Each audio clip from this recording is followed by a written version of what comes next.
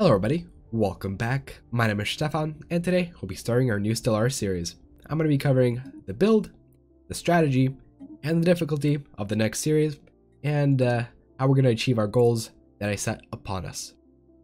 This build is intended to be different from what I usually do, in the fact that it's an aggressive early-ish build, combined with a late-game extreme power one, rather than a build that gets exponentially more powerful over time.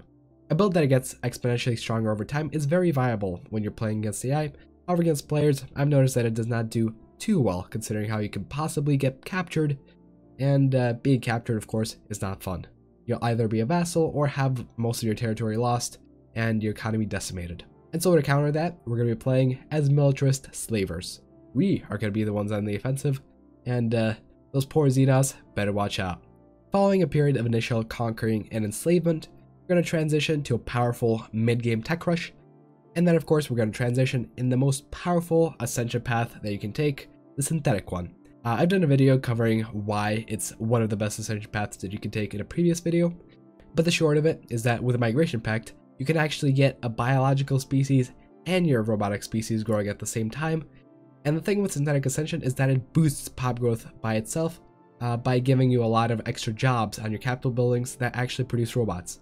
And so in the end, we can get up to 30 pop growth a month, and combine that with a bunch of Echimnopoli that we're going to be spamming. That's going to be a powerful one. But let's not get too far ahead of ourselves and actually cover what's here and now. First and foremost, let me cover the difficulty settings that we're playing on, because of course, the build kind of revolves around them. You cannot have a very inefficient build on high tiers of difficulty, and in fact, that's exactly what we're playing on. We're playing on max advanced AI starts, Grand Admiral, no scaling, and high aggressiveness AI.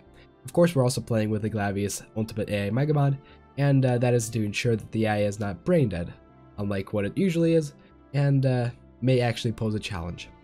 We're also going to be playing with 5x Crisis Strength, and the Crisis is going to be coming relatively early. I should be able to prepare by that time, but if I don't, well, GG Galaxy. On a side note, I'll be turning down the habitable worlds to 0.75.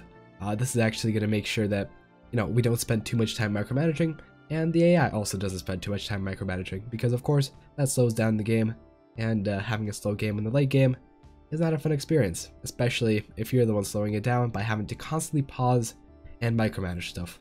Having 25% less planets is going to make a difference.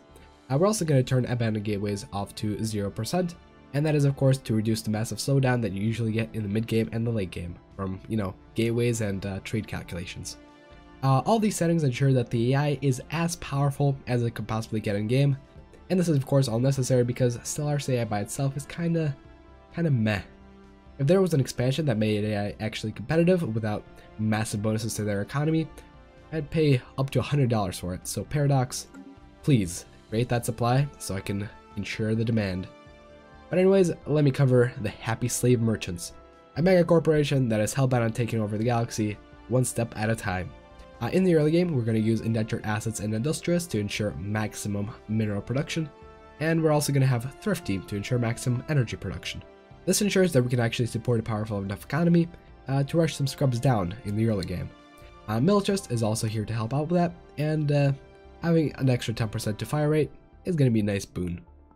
Since we are planning to synthetically ascend, taking materialist is almost a must. The robot upkeep reduction that it provides is very good. One of the biggest expenses that you have in synthetically ascendant empire is all that robot upkeep that you have to sustain. The robots themselves produce extra, and so by reducing the biggest expense, we're going to make sure that the robots are much more economically plausible than any other sort of species. Our empire will go through 3 distinctive stages of development. One is going to be a mega corporation, the other 2 are regular empires.